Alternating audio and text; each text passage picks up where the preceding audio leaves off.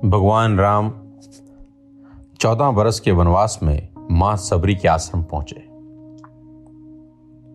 एक टक देर तक उस सुपुरुष को निहारते रहने के बाद बुजुर्ग भीलनी शबरी के मुंह से बोल फूटे, कहो राम, सबरी की डीह ढूंढने में अधिक कष्ट तो नहीं हुआ? कहो राम, सबरी की डीह ढूंढने में अधिक कष्ट तो नहीं हुआ? राम मुस्कुराए, यहां तो आना ही था मां, कष्ट का क्या मूल्य? जानते हो राम, तुम्हारी प्रतीक्षा तब से कर रही हूं जब तुम जन्मे भी नहीं थे। यह भी नहीं जानती थी कि तुम कौन हो, कैसे दिखते हो, क्यों आओगे मेरे पास। बस इतना ज्ञात था कि कोई पुरुषोत्तम आएगा जो मेरी प्रतीक्षा का अंत करेगा। राम ने कहा, तभी तो मेरे जन्म के पूर्व ही तय हो चुका था कि राम को सबरी के आश्रम में जाना है।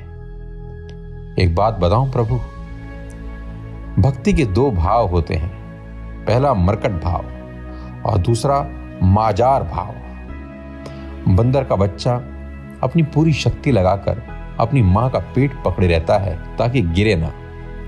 उससे सबसे अधिक भरोसा मां पर ही होता है, वो ऐसे पूरी शक्ति से पकड़े रहता है। यही भक्ति का भी भाव है, जिसमें भक्त अपने ईश्वर को पूरी शक्ति से पकड़े रहता है, दिन रात उसकी आराधना करता है।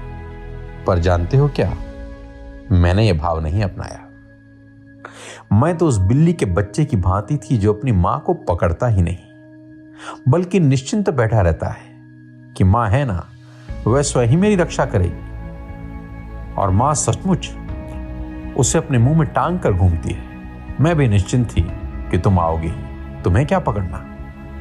राम मुस्कुरा कर रह गए। भीलनी ने पुनः कहा, सोच रही हूं बुराई में भी तनिक अच्छाई छिपी होती है। कहां सुदूर उत्तर के तुम, कहां घोर दक्षिण में मैं। तुम प्रतिष्ठित रघुकुल के भविष्य, मैं वन की भीलनी। यदि रावण का अंत नहीं करना होता तो तुम कहां से आते?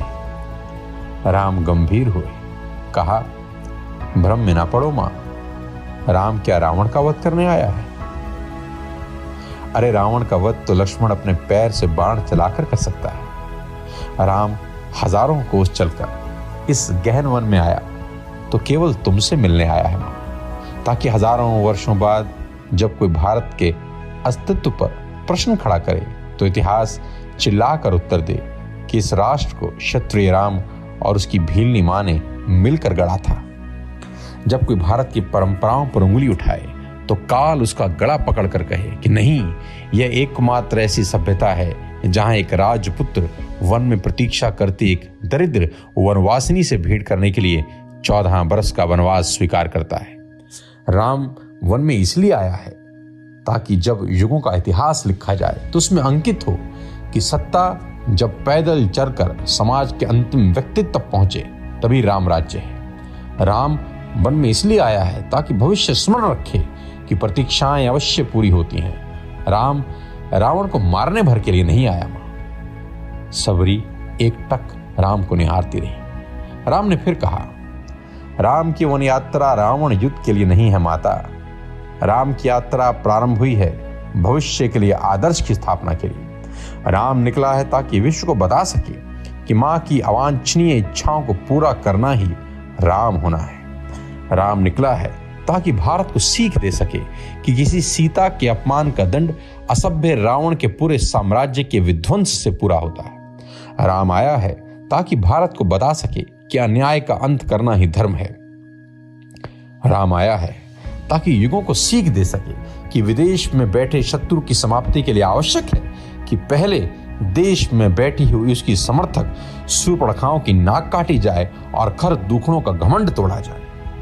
और राम आया है ताकि युगों को बता सके कि रावणों से युद्ध केवल राम की शक्ति से नहीं बल्कि वन में बैठी सबरी के आशीर्वाद से जीते जाते हैं। सबरी की आंखों में जल भर आया। उसने बात बदल दी, कहा, बेर खाओगे राम?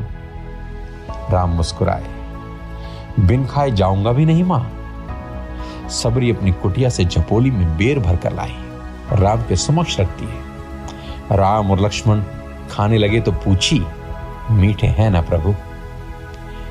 राम ने जवाब दिया, यहां आकर मीठे और खट्टे का भेद भूल गया हूं मां। बस इतना समझ रहा हूं कि यही अमृत है। सबरी मुस्कुराई, बोली, सचमुच तुम मर्यादा पुरुषोत्तम हो राम, सचमुच तुम मर्यादा